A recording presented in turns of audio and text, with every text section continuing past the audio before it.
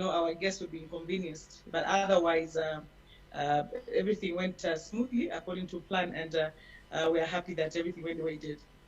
Did you have in any way of expectations that things would not work as according to plan, like you've stated? Not really. When you have people that have the energy to do the wrong things, I've been saying that if Kafumba and his team had the same energy to build the NDC, trust me, the NDC would have been very far by now. We've had these expelled members who would never go on the ground, never have meetings, never mobilize a party. Then at the time when they create an alliance with another party, which the party does not, the actual party NDC does not approve, they've come up with so much energy, what we are calling energy achibanda. So that energy achibanda to us is very shocking because we never saw them being so energetic towards our party affairs. So these are people whereby they can do anything. But of course, like we assured our members, we knew that nothing would happen.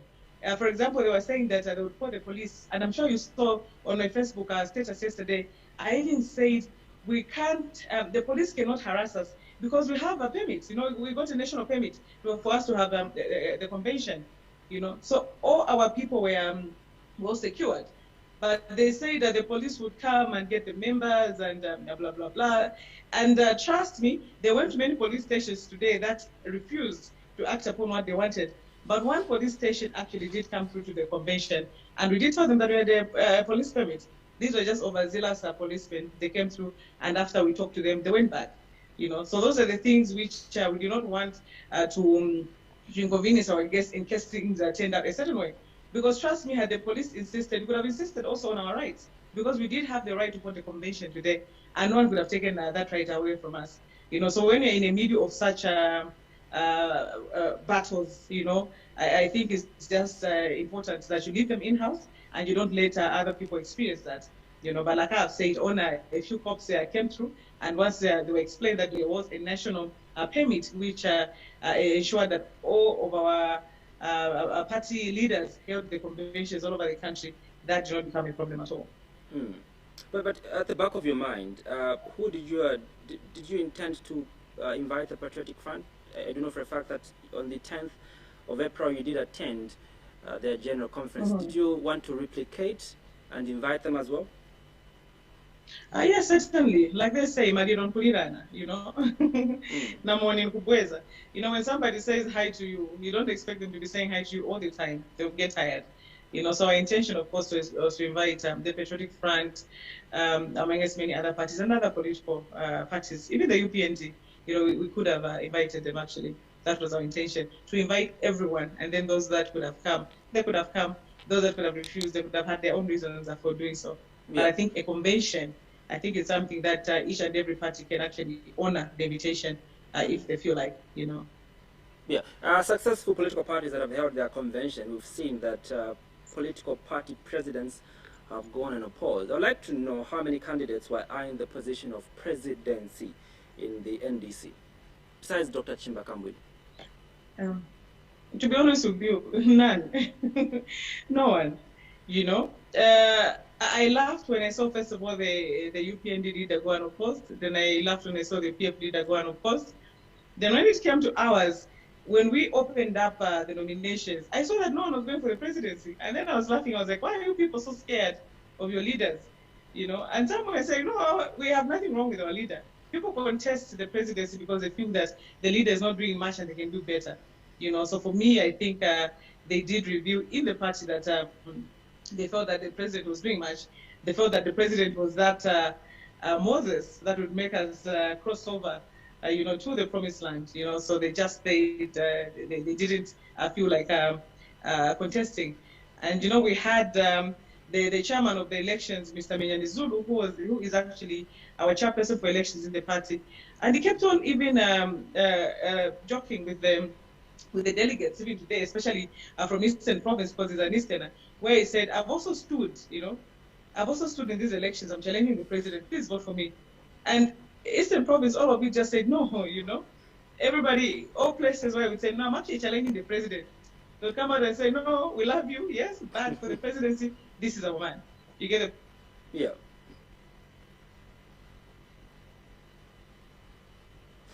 Well, besides the position of presidency that was up for... As that support. Yeah. Members that felt that they should not even go for the presidency because that's the man that they want for the job. Of course. Yeah, but besides the the position for presidency that was up for grabs, which other positions were up for grabs? And well, to be honest, we did watch the video. I think 60 minutes video. What we just saw was the president, giving his inaugural speech. But were there actual ballots that were being cast for members of the central committee? What really transpired, really?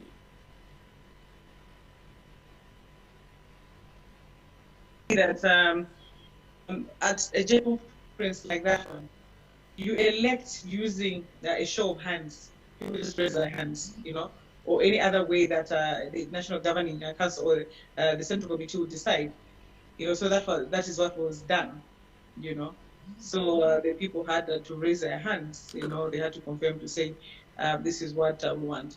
So we followed our constitution by ensuring that people just voted in that way, And also, you know for a fact that the NDC is only 3 years old. It's not a very old party, So when we called for nominations for a central committee, we had about 50. We had about 50 people coming through, and there's that 50 that the president has to, that the general conference has to elect, and then the president appoints about 16 others to the central committee. So for us, even just a number, we had that number that we wanted anyway. You get the point. So even the way the elections were, it was one of those things whereby the people just had to confirm. Because before this, the number of our central committee was less than the 50 that was required at the convention, and then we went to bring us names, to recommend the names that they wanted to represent their provinces, and they did bring about the names that we wanted to represent their provinces at central committee level, and all those were incorporated, and the provinces went ahead and voted for those respective. Maybe just explain clearly. Those central committee. Yes, Madam Vice President. Maybe just explain clearly. I didn't quite hear you. So you said the voting was done by show of hands. Exactly, as per Constitution. That's what the Constitution states, that voting will be done by show of hands. Exactly. All right. Yes, that's what the Constitution states. Yes, convention here. All right, fantastic. Now let's get to big number. So for us, it's very simple. Yeah, you can go on. You can go on. Yes. Yeah. So that's the thing. So that's how it went. And also I was explaining the fact that we have 50 members that are supposed to be appointed at the governing council. So at the Congress, 50 that are supposed to be elected at the Congress. And we did have 50. I was explaining to say that before this, the number of central committee members was less than 50. So we had to go to the provinces and say, recommend people that you feel can be at, can represent you at the central committee, and they did recommend that. And the total number of people that we had at the general conference today was actually 50. Yeah. But so in other words, if I were to put it technically, it's more like the 50 also went unopposed. You get the point? Yeah. We have the exact number that the general conference needed to be at the central committee. Fantastic. Let's get to speak about inclusivity in the NDC. I do know for a fact that you have new office bearers. So in terms of inclusivity, how many youths, to be precise, how many women, how many are those that are physically disabled have been, put in the central committee? Do you have the numbers of, especially those that are physically challenged, who have made it to the central committee, and those that are generally considered to be a minority, the youth, in these political parties? Yes, the youth are represented. There are those youth that applied to the party, and they have been appointed, or rather elected today. One of the youths that I would like to make mention is a guy called Davis Nsonda. I know that some people say, why did you tell us that you can apply? We thought that you were too young to apply. So when they saw that their friend had applied and they had been elected, some young people, they were shocked and were calling me and saying, we didn't know that we would also apply, because we're young and everything. And I was like, no, Central Committee is for everyone. So we do have the youth there. and also in terms of persons with disabilities, we do have one woman that has been elected. And today, I remember after the meeting, the president actually did tell her to say, we need a few more of your friends, the people, the persons with disabilities that you know. If you know somebody that is interested in politics, that is able to do that, you can bring us a few more people. So she has been tasked with that responsibility. So we're actually very, very sensitive to all those issues. All right, fantastic.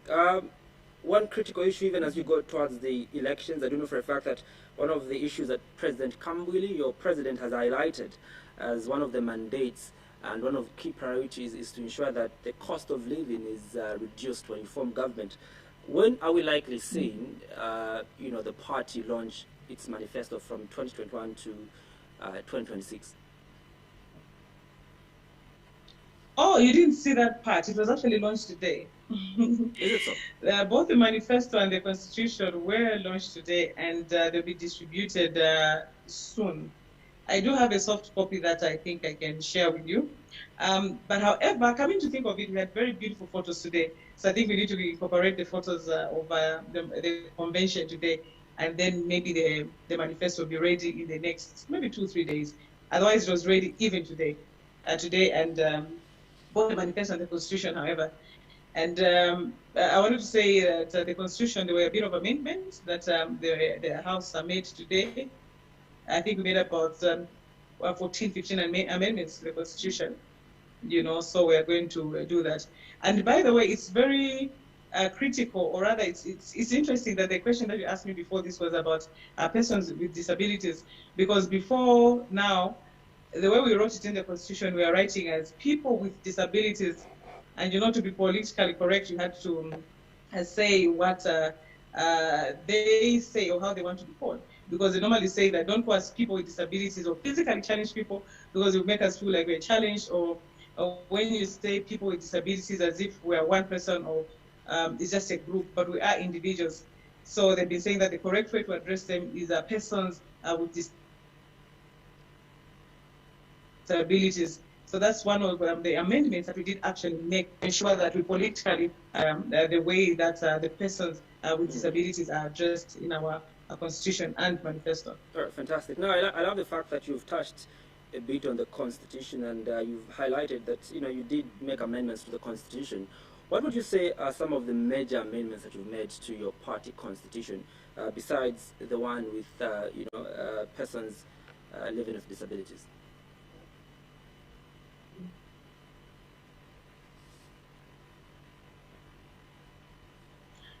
One of the things that we made was the issue of the ideology. Okay, as you know, just by name, NDC is National Democratic Congress, so we're a democratic party. And the time that we're reviewing the constitution and writing the manifesto, I think we did define ourselves as a liberal democratic party. If you look at the democracy and liberal democracy, the only difference there is that with democracy, it's all about the majority.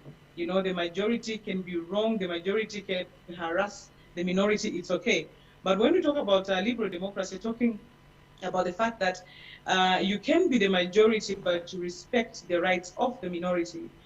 So in this case, if you're able-bodied people, if I'm going to call it that, you recognize the fact that there are other socially excluded groups in the country, and these people, be it children or be it persons with disabilities, all those, in terms of their rights, they need to be recognized.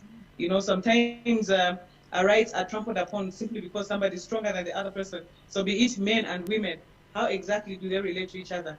So we did adjust that, because already it's there in the manifesto. So the amendment in the constitution was in such a way that we had to lift what was written in the manifesto to really declare, or rather to define ourselves as a liberal democratic party with Ubuntu values.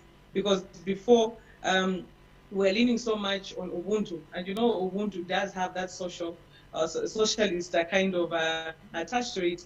And as NDC, we are not a socialist party, we are a democratic party, but we have these Ubuntu values. And the Ubuntu values are all about recognizing the fact that I am because you are because I am. So together we make a better nation, together we make a better people.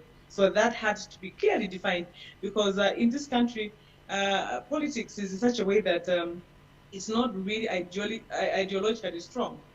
You know, people can't really define themselves according to what party they belong to. You know, they join parties for all various reasons. And I've always been saying apart from the Socialist Party, really, I think most of us have not been teaching our members about who we are and what we stand for and what exactly we should do. And wonder we even see so much political violence and cadres just fighting one day on social media and stuff like that. So we took this stance as NDC to do this in our constitution, first of all, in our manifesto and then constitution, and ensure that all these things are explained to the audience. So we did talk about it at the convention today. And then the other thing was the issue of course, the presidency. Because before all the positions should have been elective at the Congress, you know, and you know with time, this and that, the recommendations that were coming in from the provinces, they felt that it was important that you elect the president and then the president appoints all the other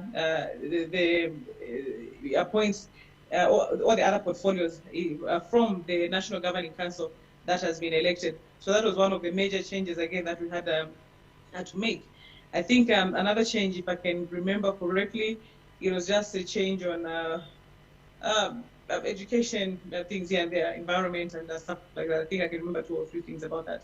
Yeah. Now, also, I'll get back to the issues of constitution. Now, one of the notable things that happened today at your convention is that your party president, when making his inaugural speech, thanked members of the NDC for voting him as, you know, party president of the Patriotic Front. Let's get a look at this particular picture, and then thereafter I get to hear the vice president's comments on why the president had to thank, you know, NDC members for voting him as PF president.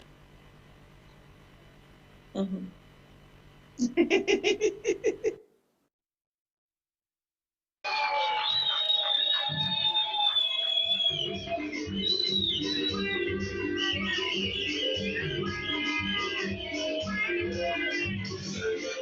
This is your newly elected president.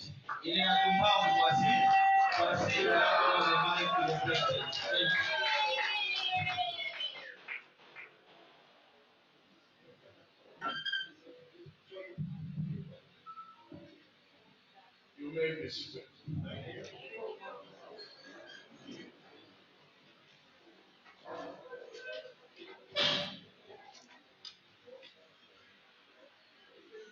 First and foremost, I would like to thank you for having confidence in me by electing me as president of this great party called the Patriotic Front.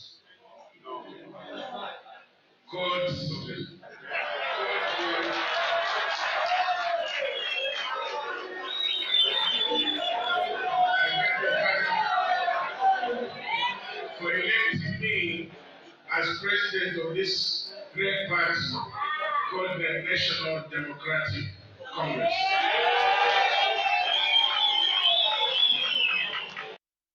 Well, Madam Vice President, was this scripted or it was a slip of the tongue from your elected president?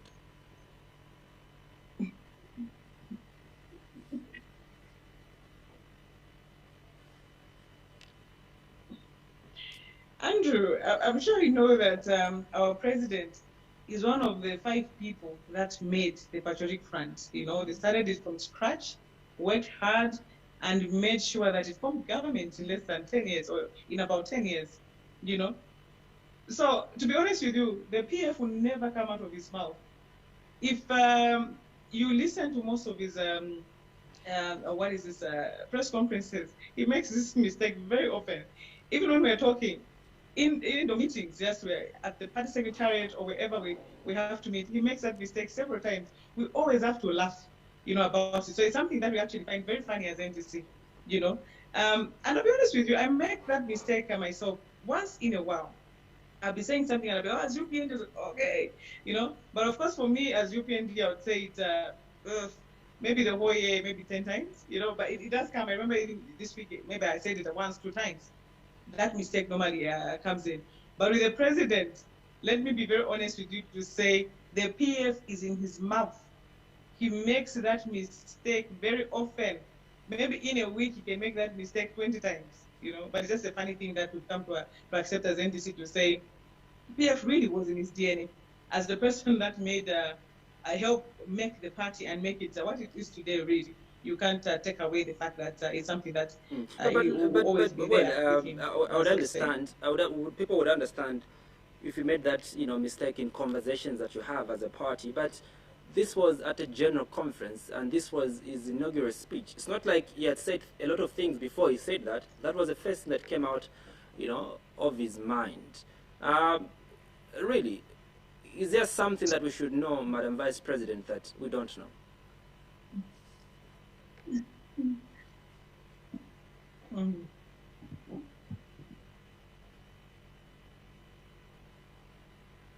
Are you able to hear me?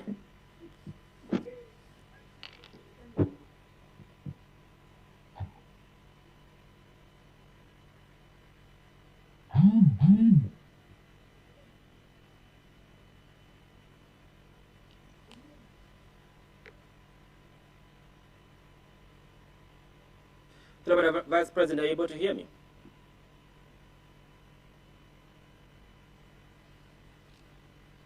Madam Saboi Imboela, are you able to hear me?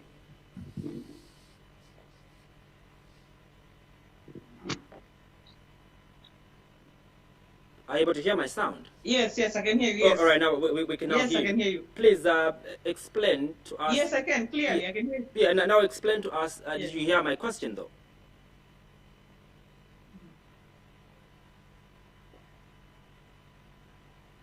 Did you get my question? Your question? Yes. Please go on and respond. We didn't hear you.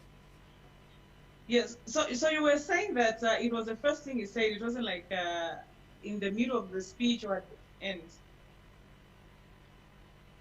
Yes, of course. Okay. And this was. So you were saying that it was just at the beginning of the speech and not in the middle or at the end that he said it. Of course. Just right there when he started speaking. Of course. But a mistake is a mistake. A mistake can happen anytime. Well, it can happen anytime. That was, a little unlikely because from the videos we saw, he even laughed about it. It's like he had scripted that he was going to say that.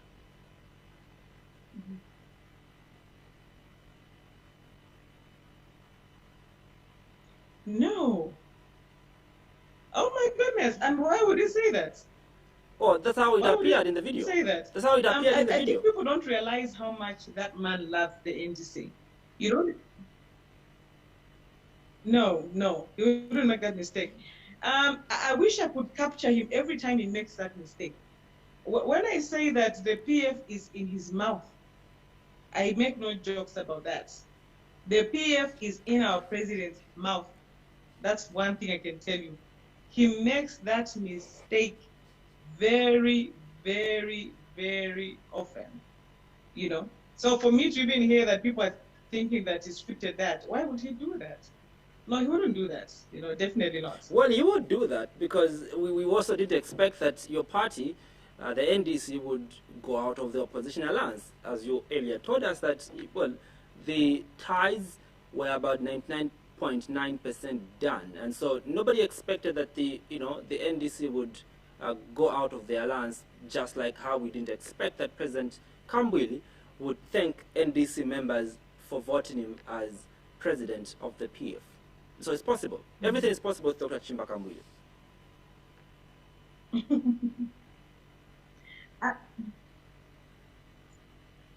No. It's not about everything being possible, Dr. Chimba Kambwili. Don't put this on him. The reason why he said that everything was done, like in terms of 99.9% done, is because there was that 1%. So it's that 1% that broke the alliance. Andrew, for example, today you may be in a relationship with somebody.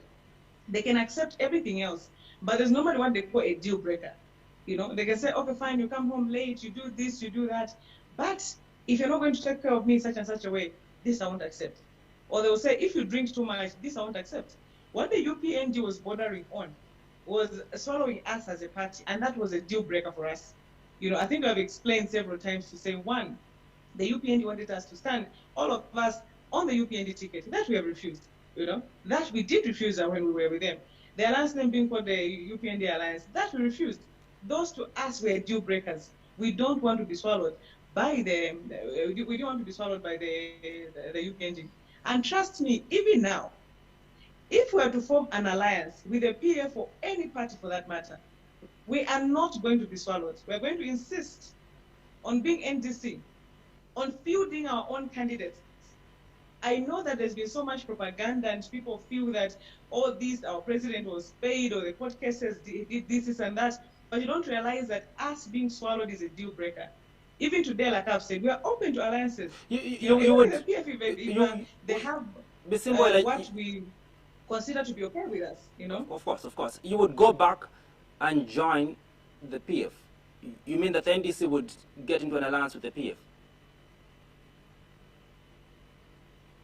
First and foremost, we wouldn't go back and join the PF because NDC has never been a PF. NDC is a party composed of many members that come from various parties. Others came in from NAREP, others came in from the PF itself, others came in from the UPND like myself and many other people. So to say the NDC will go back and join the PF, that is not correct. People from the NDC that were PF, maybe they can do that.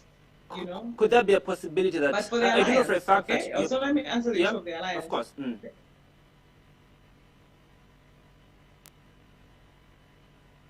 Please go ahead. Your line cut, but was a question that is there a possibility to form an alliance with Yes. From how the president, your party president, has been speaking for the past weeks, it is as if though you are headed for an alliance with the Patriotic Front. Let me tell you this, Andrew. This is an election year, okay? And we are open to alliances with parties that we feel we can work together, okay? In helping liberate the Zambians in this way or that way, according to our own aspirations. You get the point? So if the PF come to us and they say, this is our manifesto, let's look at your manifesto, let's see how best we can work together, we can consider that. But if the PF gives the conditions that the UPND gave us to say the alliance will be called PF Alliance, okay? Wherever you stand in this country, stand on PF. You get the point? Whatever you do, PF, we shall not accept that. You get the point? Us coming out of the UPND alliance, it was on principle. I know that the propaganda out there has said quite a lot, but us coming out of the UPND alliance was on principle. The same way, if the PF would give us the same conditions that the UPND gave us, trust us, we would not go into that alliance. Because NDC is a party on its own, And trust me, look at this country. This country is so divided. There are places where the PF has been rejected, and there are places where the UPND has been rejected. So what do you do with such, if you're in an alliance? You bring in that neutral player who you feel that maybe people may be able to consider that person. But if you're going to be UPND and you insist that everybody stands on UPND in Uchinga and Wapula everywhere, then you're lying to yourselves.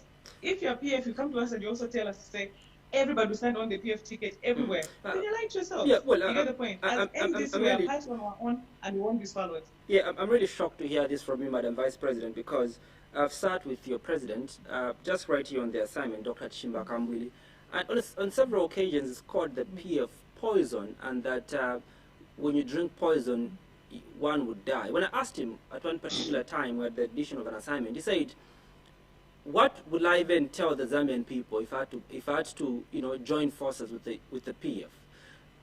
And many feel really you have lost it all as the NDC because, well, Zambians feel that there's no morality within the NDC and there's no proper plan and ideology that the NDC follows as a party. How will you even face the Zambian people to campaign? Madam Vice President, when you called the Patriotic Front poison, when you called the Patriotic Front corrupt, and when you called the Patriotic Front all these names, how will you present this party? For example, if you enter into an alliance with them, how will you present this alliance to the people?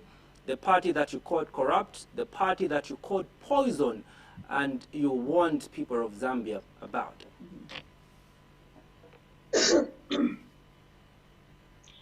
I'll be honest with you. No wonder they say there are no permanent enemies in politics, right? Mainly it's common interests that people have to work with. You understand? When I left the UPND, first of all, I left silently. And then because of the way I was being attacked by some members of the UPND on social media, I had to actually explain a few things as to why I left the UPND. You know, when we formed the alliance with the UPND, a lot of people came through to me, especially from the PF, and they were like, you said all these things about the UPND. Why are you forming an alliance with them? That question was coming to me every day. And I did tell them to say, one, I'm a very big supporter of the opposition alliance, you know, because even as I work with the UPND, I'm not working with, I've not gone back to the UPND. I'm a member of the NDC, and we are in an alliance. As political parties, we're not perfect. We're coming in with our imperfections. We're coming in with our weaknesses and our strengths. And we're saying, how best can we work together to ensure that we form government and do what it is that we need to do for the Zambian people? You get the point? So people always remember what you said and say, why are you forming an alliance with these people? I'll give you an example of UPN itself, their president, especially HH. HH Court Gay Scott Mzungo Pusa.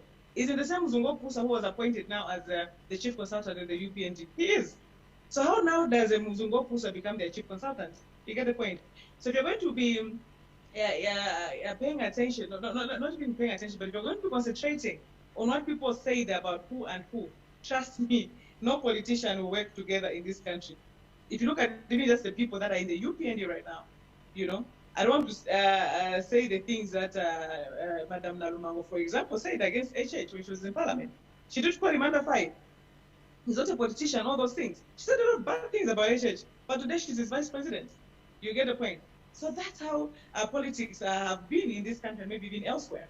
So if you, the people, are going to be concentrating on the time people fought and not the time that they made amends, then trust me, no one in this country work with anyone. But then, so there are people in are you UPND telling us that whatever you tell us, you as politicians, but they're working together now. You get the point? Principally speaking, Madam Vice President, then it tells us that you politicians don't have principles, you don't have morality, because if you're going to tell us not to judge you by what you said, then what are we going to base our judgment on?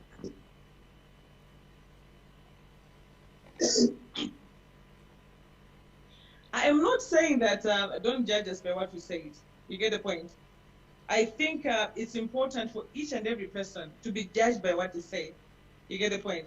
But what I said was this: if you're going to concentrate on times when people fight and base their whole judgment, their whole career, all their decisions later on in life to be because of the times that they fought, no one will work together. That is a fact. Even yourself, where you work, I'm sure there are times when you fight. You know, even at your home where you come from, there are times when you fight. It's the same even with our politics. Our politicians fight. When you look at politics, it's a contestation of ideas. And in Zambia, sadly, it gets to be more than that. So people say a lot of things about each other. You know, they'll say a lot of things about each other. But what I'm saying is that once they say those things, if you're now going to just stick to that to say, because you say this, you can't work with this person, because you say that, because trust me, the UPND itself, if you're going to look at it right now, they're going to say that, okay, here, people are hypocrites. Then you go to the PF and you're going to say, okay, here, people are hypocrites. You come to the NDC, the same thing. Because people say things, they do whatever, and then later on, they make amends. And let me also make another point clear, Andrew. For me, that is the reason why even as NDC, we are saying, we are not going to join another party. You know, for example, if we are to stand on the UPND ticket, okay, it will be more like we are joining the UPND. If again we are to stand on the PF ticket, it's more like we're joining the PF. No wonder we're insisting on not joining any party. We're insisting on not standing on the party of any, the ticket of any party, because we are ourselves. Political parties don't come together as perfect entities. They come together with their imperfections. And with those imperfections now, they put together their strengths and see how best they can work together. Because really, to cut the long story short, like I've said, if you're going to base working relationships of political parties based on what they say to each other or what they feel about each other, they will never ever work together. I'll give an example, a quick example again of let's say HH and Michael Junior. You knew what they said about each other, but they did form an alliance, you know, and that alliance, of course, did not work. You know, there were people who were in the PF at the time, who are in the UPND now. You know, so these are the things that have been happening. If that's immoral, I don't know. You know, if that's immoral, I don't know. But I know that worldwide, when it comes to politics, people can change based on many other dynamics that go along with that, you know. How prepared, really, my last question to you, how prepared is the NDC ahead of these elections?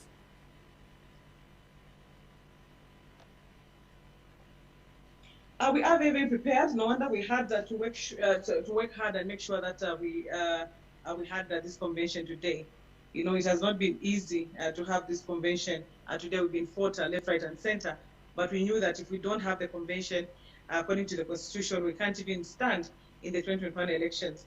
You know, so we had this convention so that we are ready. You know, we want to make sure that everything is ready according to the Constitution, so that in case we don't have any viable alliances, if no one will be willing to work with us according to our aspirations and also the aspirations of our country, according to what we have enshrined in our Constitution and manifesto, then we shall certainly go in it alone. Because if you form an alliance with people that you are moving in different directions, then trust me, you can't work together.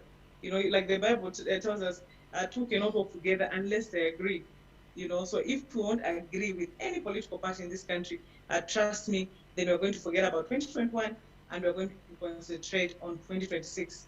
Like I said earlier on, NDC, we're a new party. We're only about 3 years old now, you know. So we are not in a hurry to form government, you know. So even if we don't form government in 2021, we're going to form government in 2026. Because we've been saying that whoever loses between the PF and the UPNG, trust me, they're going to be they will never be the same again. You know, I think they'll move from number 2 to number 3 just after the elections, and that's where NDC comes in. So most of the people are going to join us. No wonder we're not in a hurry to form a government in 2021. And that's the reason why you're looking for a marriage of convenience, is it? An alliance. Hello? Is that the reason why you're looking for a marriage of convenience in the name of an alliance? Definitely not. You know, let's look at the objectives of why people form parties. One, you form parties to participate in elections as well as to win elections, so that you run the country according to the objectives, you know, to the ideologies and also to the manifesto that you put across. That's the reason why people form political parties. So winning elections is part of the objective of forming a party, you know, and it's a reason why we went into an alliance with the UPNG, because we thought, okay, being a new party, if we work with another party which has been there for a while, we put our strengths together, we can form government even in 2021, and it did not work. You know, that possibility is there even with the PF in 2021.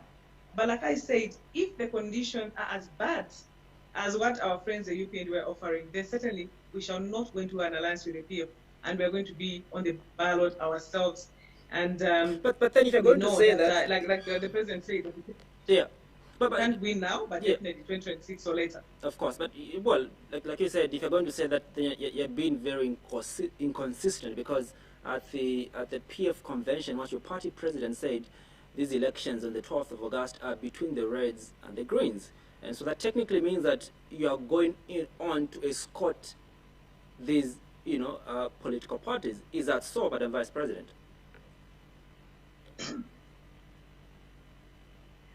Andrew, that is not inconsistency. It's not inconsistent. Actually, I was reaffirming what you said. I said we can't form government in 2026, in 2021. That's a fact. That's what I said.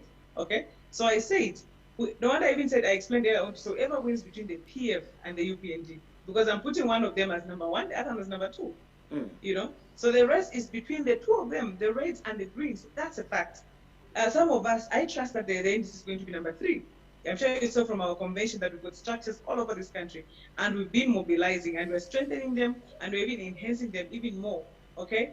So I believe that the NDC will be number 3, but like I said, it's not about the NDC right now. It's about the Reds and the Greens. So whoever loses, trust me, you know, they'll never be the same again. And also, I've also been explaining on some media platforms to say, we do have the 50+1 election thresholds in our country these days. So meaning that if we go into the elections alone as NDC, whoever will not get the 50+1, because I doubt any of the two main contenders, the PF and the NDC, sorry, the PF and the UPNG, I doubt if they can get 50+1 in the first round. So there also, They'll look at the people that have participated in the by-elections. And I don't think as NDC we can fail to get even 7-8% of the national vote in this country.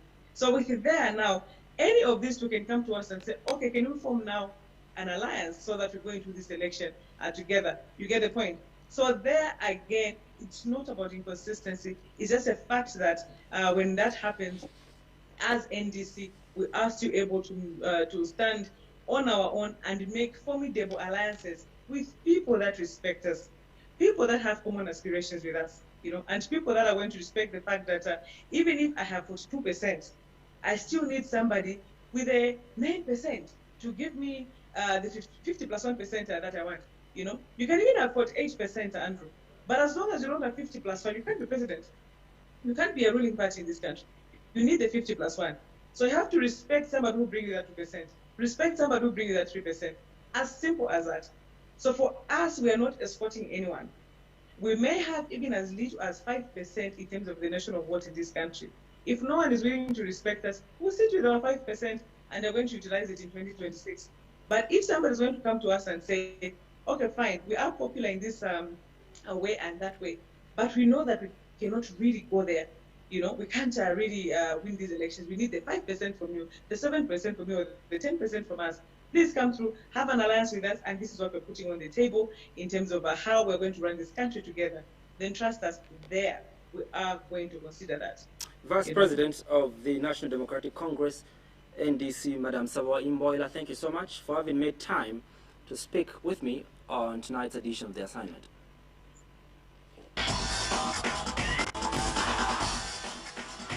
Thank you.